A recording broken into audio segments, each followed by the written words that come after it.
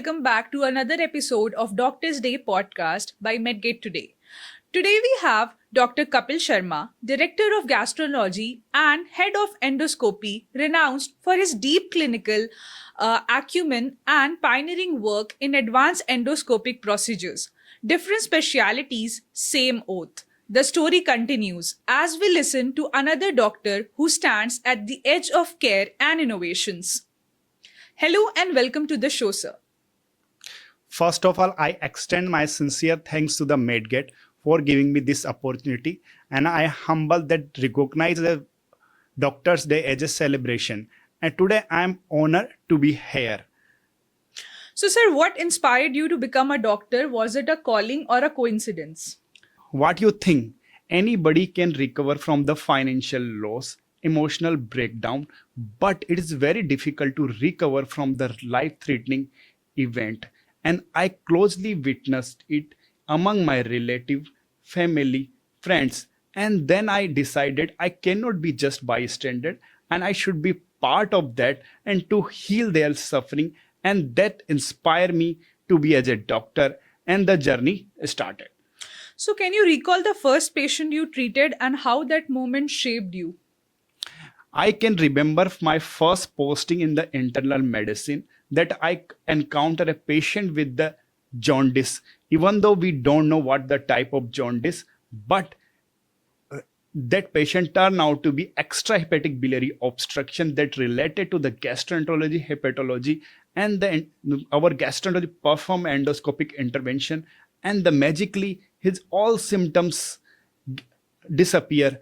I can see the patient happiness in front of my eye that inspired to be me as to be a gastroenterologist.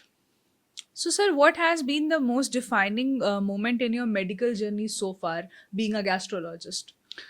When I selected as my DM gastroenterology and I being awarded for performing as a best DM student, that was my first journey, and subsequently I've been awarded with my Dr. Sareen and APJ Abdul Kalam, and for that recognition I truly humbled, and I still recognize and cherish that moment.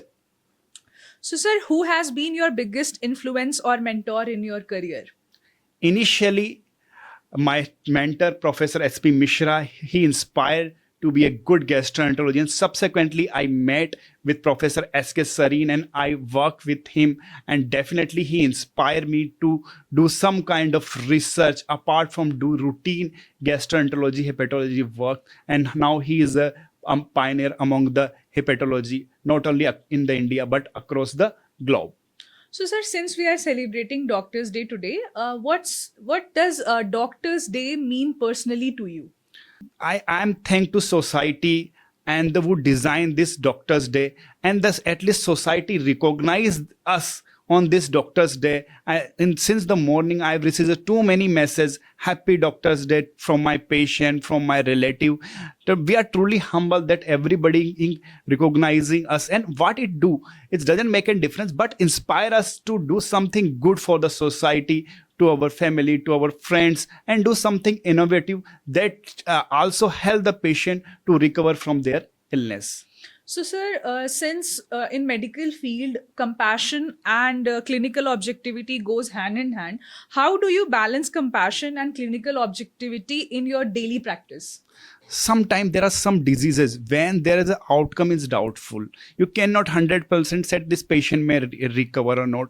Then you should sit with the patient family, and to counsel them that we are doing our best and we are hoping the outcome will be the best. Hence, and we understand their feeling. We try to answer their all query and we suggest them what are the different possible ways.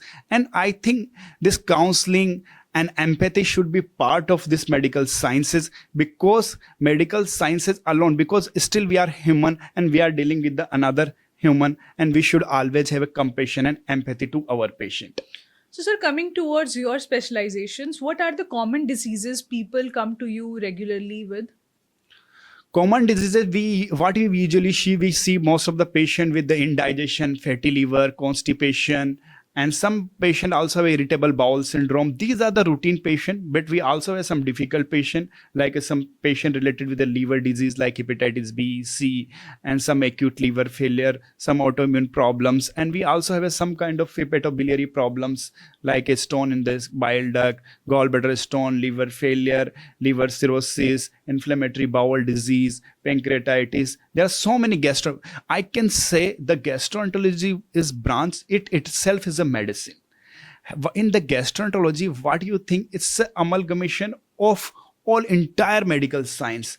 It is not only, you should always keep your thought process on, and because it is a combination of thought process, basic science, and the combination of physiology, pathology. Apart from, you also have some kind of magical hand procedure which will give you patient as an immediate relief. You have so many emergency, like a patient comes to you a massive upper GI bleed, patient comes to you in the cholangitis. When if you do some kind of intervention, within minutes patient can recover from that illness and that acute crisis, and that give a immense relief not only to patient relative, and also to us, and rewarded you as if you are doing something magical. And this you can see, I can see the faces of the patient and relative after these procedure, and I can notice the smile, and it entirely change. If you intervene these difficult patient, and definitely outcome is much better. So gastroenterology, one side is some kind of physiology, pathology, and the thinking process where you deal with the clinical acumen, and another hand you have some kind of magical endoscopic procedure. Just by doing that, you can completely recover your patient and give them second life. What I The think. right balance is very important Yeah. in this department. Since you listed so many diseases, like fatty liver has become a very common issue nowadays. Most of the people, irrespective of their age and health groups, they are facing this issue. So any message you would like to give to our viewers through our channel? What actually is the fatty liver? Fatty liver is a deposition of fat in your liver. It's obvious, if your fat, excess fat in your body, in your tummy, definitely it will go to the some storage house like a liver. Once it start getting deposited in the liver, and what liver is the organ, regenerative organ. Real liver is try to repair itself by this insult. And what actually happen, liver can recover from this insult, but there might be deposition of some kind of fibrosis. And if you continuously repeated insult to the liver, and then fibrosis is from the stage 1 to stage 4, and these patient will have a significant grade of fibrosis in the liver, and then it can convert to the cirrhosis. Hence, we need to understand the fatty liver and treat on the right time, because right now there is a change in the lifestyle, modification in lifestyle, improper diet, because we are keen of taking this junk food, cola drink, heavy meal without knowing their nutrition values, because they term as a junk food because that doesn't aid any kind of nutrition to our body, just add extra fat to our body. This fatty liver is continuously increasing. Here you can see the prevalence of the fatty liver is 25 to 30% the normal population. Patient who are having the diabetes, the incidence increased to 50%. Such a large number, you can imagine. And what actually happens, the fat which is released from your tummy goes to the liver. It is as a free fatty acid and deposited as a triglyceride. Once it leaks from the liver, term as a VLDL, and this VLDL goes to your coronary, matlab veins of your heart, and if go to your artery of your heart, and then it can cause a blockage and can lead to the heart attack.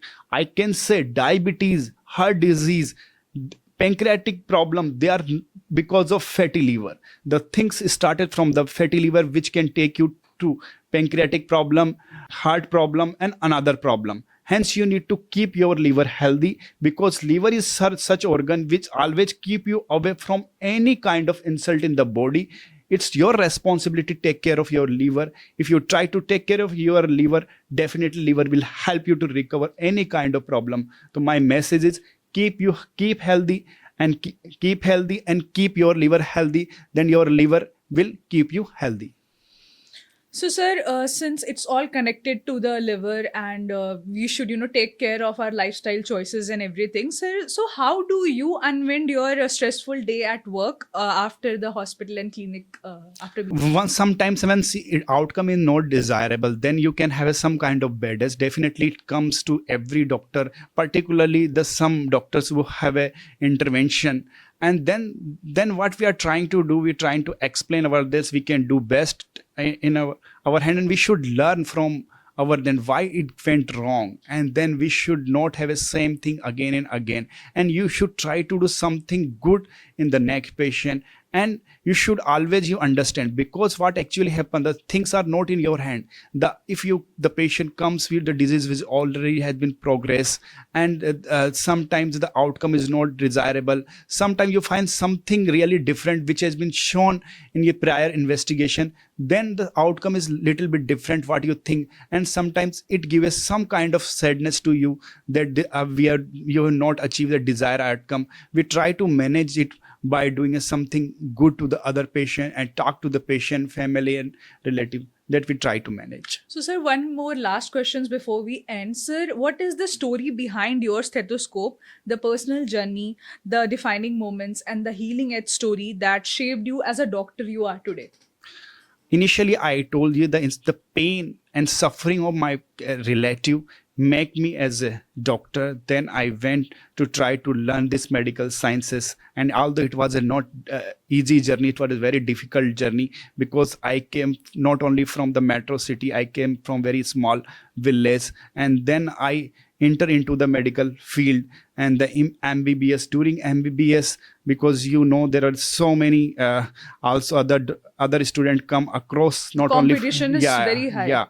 And then I still try to manage. I spend too much time in my library. I try to learn everything from the different book, and always I will try to apply this medical sciences. And then I learned that this internal medicine is the branch which I really need, and I should. And then I try my best. I spent too much time, did a hard work. Definitely, then I got selected in this internal medicine, and subsequently I joined my dream branch, that is a DM gastroenterology, which I'm waiting for last 10 years. And this is my calling, which has been actually again after so many struggle. I can say you should always have a dream, and you should try your best to achieve a dream, because it's everyone has their own dream, but the person achiever, they have do their maximum effort and to gain their dream.